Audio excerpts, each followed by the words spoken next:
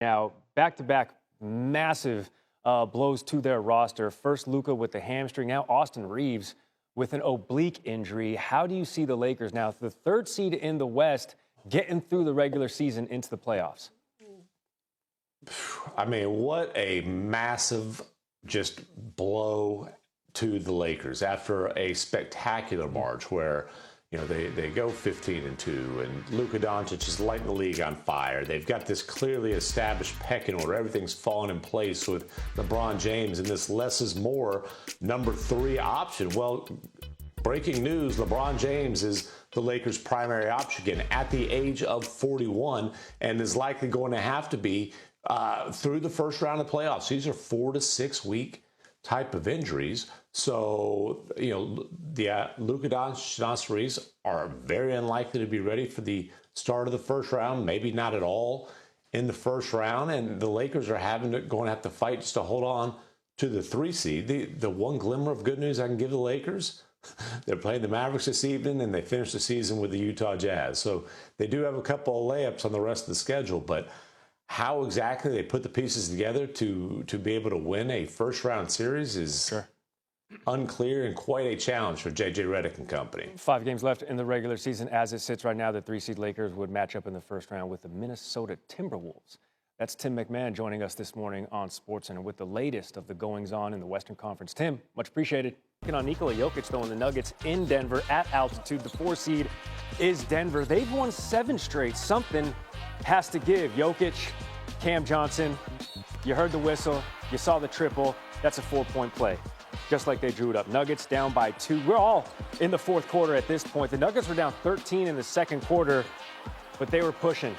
They were fighting. They were down 2. They couldn't get it to go on the offensive end. And then Wemby to Devin Vassell, just a high flyer because, of course, the thin altitude. It's 5280. It's a mile above sea level. He's double-teamed, is Jokic, which leaves the door open for Aaron Gordon. Aaron, he lives in a barn dominium. We're tied at 124 with 6 seconds to go. Victor Wembanyama, he is the game sealer, just not right here. Falling away baseline. It was a decent look off the front of the lip. Randy, you're a bit lippy. Well, tied at 124, we go to OT. It's Jokic backing down Wemby, and this is just ball knowledge. Look at how high he has to get it over the outstretched arms of the alien. Look at this. Look at that. That's just poetry. It's art. 133-129. The Nuggets are up with less than a minute to go, but it's Wemby, man. He's going to get his 34 points, 18 boards, 7 assists, 5 blocks, just filling up the box score. We got a deflection. Vassell, no. De'Aaron Fox gets it back. Also, no. 20 seconds to go. The deficit is 2 for these Spurs. Again, trying to get to a 12-game win streak. It's not going to happen. Jokic had 40 points, 13 dimes, 0 turnovers, and Denver now has the longest win streak in the NBA. It is 8.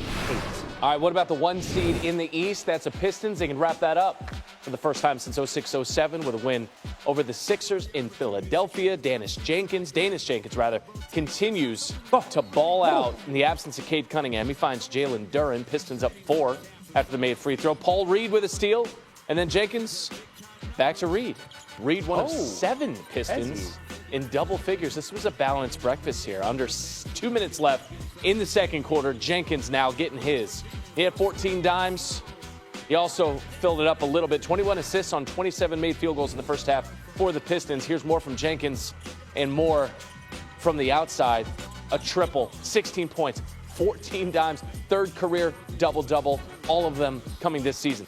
Tobias Harris going against one of his former teams. He finds Asar Thompson. Okay. Thompson, part of a 33-assist performance for the Pistons, and then Harris led his current team in scoring against his former team, and they let him know about it. Pistons wrap up that 1 seed, 116-93. Philly's loss, dropping them to the 7th spot in the East. Despite being without the Cadillac, the Pistons win locks them as the 1 seed in the Eastern Conference for the first time since that 06-07 campaign. However, that season, they went on to lose to the LeBron James-led Cavaliers in the conference finals. Started with a 31-point first quarter. He set the tone early. There it is! A new Heat record. 62 for Bam Adebayo. In the Bam. Yes! This is crazy. He is chasing Kobe Bryant right now. 83 points for Bam Adebayo, second highest scoring game in NBA history. Just a surreal moment being in the company with somebody you idolized growing up. All right, what would Bam Adebayo have for an encore against the Wizards of Washington, who are down in Houston? Gave up 83 the last time they played. Bam triple-teamed on the Heat's first possession. Wizards were like, no, we're not doing this again. Adebayo said they did their job. I only got 6 attempts. Led to a turnover there. But, all right, you know who had more attempts? Pelle Larsson. He had 10 attempts. This one the easiest of the day. Oh, yeah. He traveled a lot of distance. I'm not saying he traveled, but got a lot on that last gather. 16 points for Larsson. Adebayo going to find Jaime Jaquez Jr., who after the end won, and after the game, catch a flight to Phoenix to watch his sister, Gabriela Jaquez, play in the Women's National Championship game later today on ESPN and ABC. Just saying. That was Adebayo. 3 of his 14 points go with 9 rebounds and 7 dimes. Heat were up 20. Jaquez Jr. had 32 points. Second 30-point game of the season off the bench. Kel'el Ware had 24 points. 152 total points for the Heat, their second most in franchise history. They roll Les Wizards. It's a fight to the finish in the East. Raptors currently out of the play-in mix.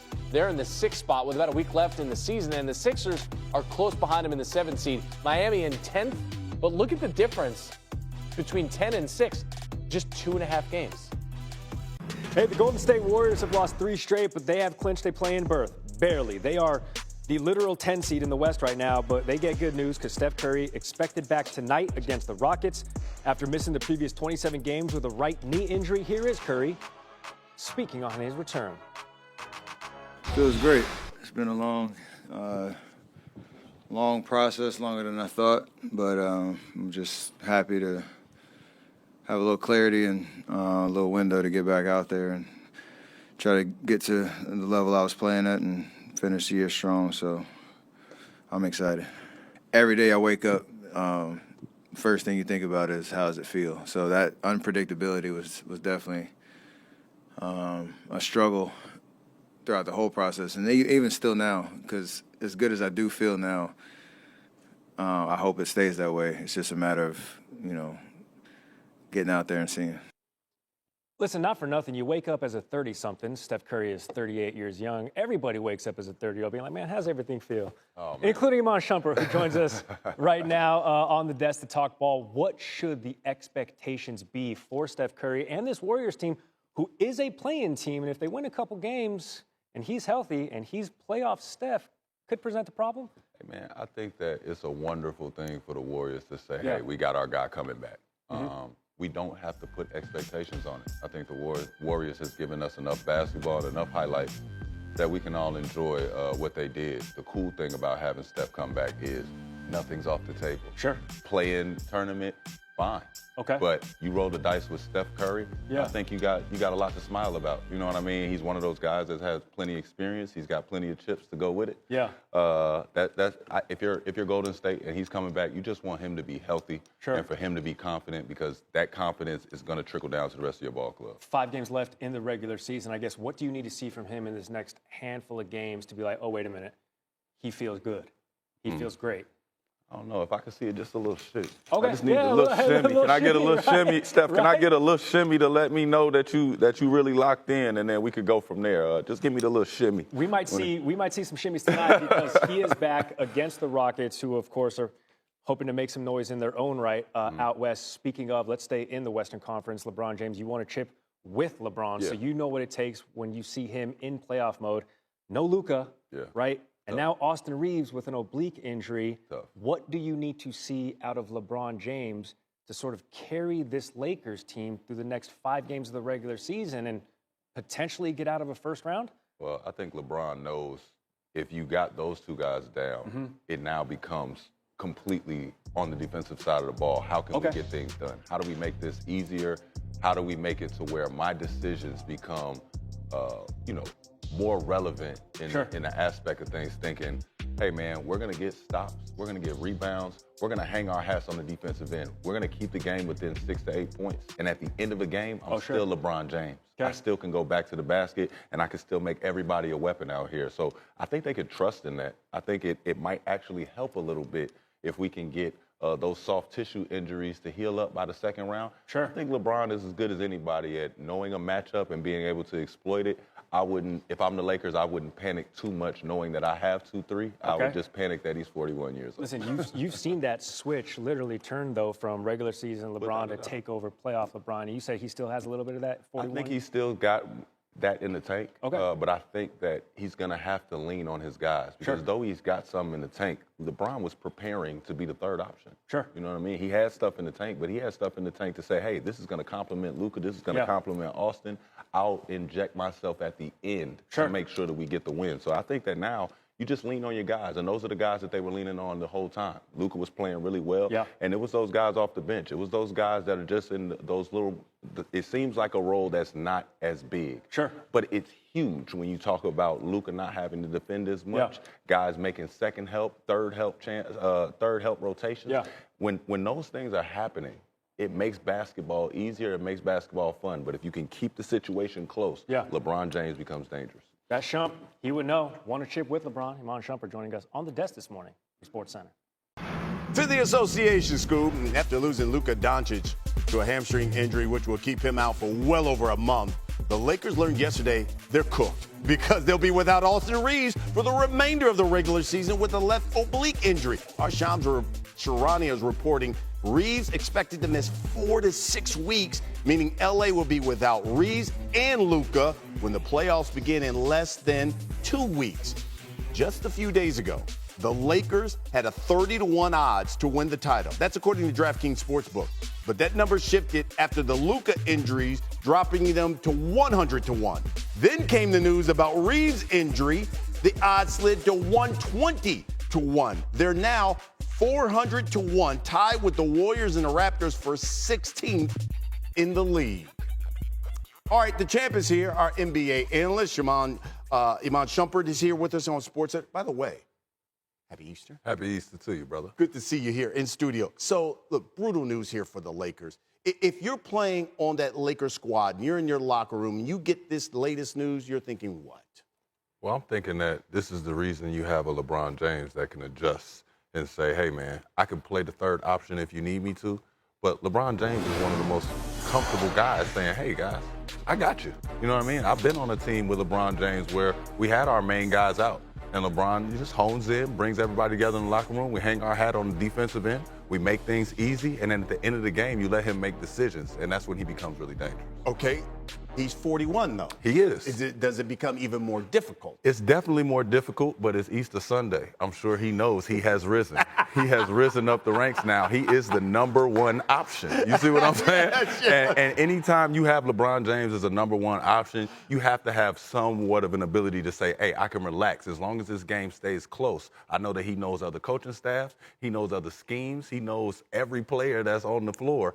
If LeBron James decides that his locker room can be behind him, I think that they can have the confidence to win at least a couple of games in this 2 weeks, man. I like it. I like what you did there. You see what I did there? I'm going to resurrect Bro, I know you're in church with a suit on, brother. By the way, the Lakers 1-4 this season in games when they don't have Luka and Austin Reeves. So Steph Curry expected to return today against the Rockets. You look at the Warriors. Right now, in the play-in, they'd have to win 2 games if they wanted to get into the playoffs.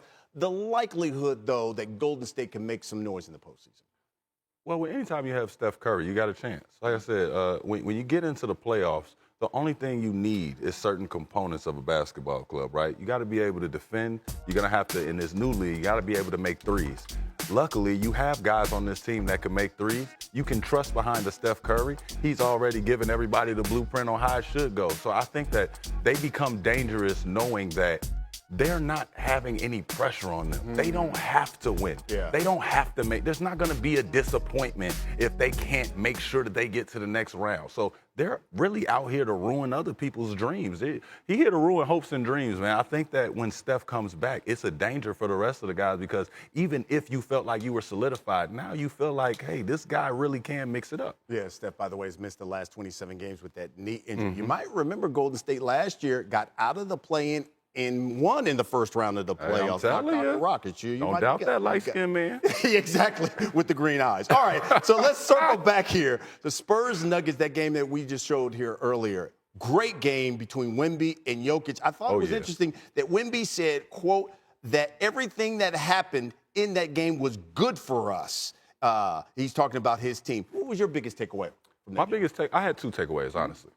The first takeaway was I did not know that Denver's guards could handle that defensive pressure from the Spurs. I think that the Spurs backcourt does a really good job of pressuring people, speeding people up, and they change pace up when they get on offense. So it doesn't get talked about much because we highlight Wemby so much, but the Spurs backcourt is actually really good. Even though not experienced as everybody else, they are really good and they're a tough matchup to deal with for 48 minutes. I thought that Denver did a great job of handling their pressure, staying tough, and making sure to stay on the attack.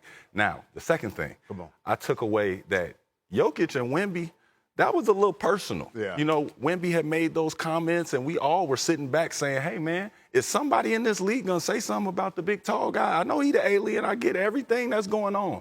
But y'all a bunch of grown men, and y'all need to say something about it. And I think that Jokic made a statement game to say, hey, man, I understand you're doing great. We love that you're playing well. We love that you're one of the faces of the league. Did you forget who I am?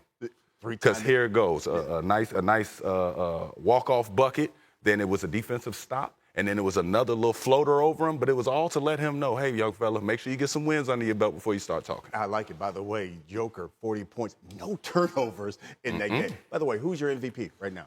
Oh, Lord, y'all keep doing this to me. Come on. Is it Wemby? Is it SGA? Who is it? Shea Butter, man. You got right now it's Shea Butter, man. I love it. Oh, man. I might be ashy. It's Shea Butter, man. That's Iman Shumpert. Appreciate you, champ. Of course, baby. Wanna try to boast at what I look like. Keep them going, try to wear, I pull up long range. Jimmy with the heat, I'm on fire. It's NBA, I'm a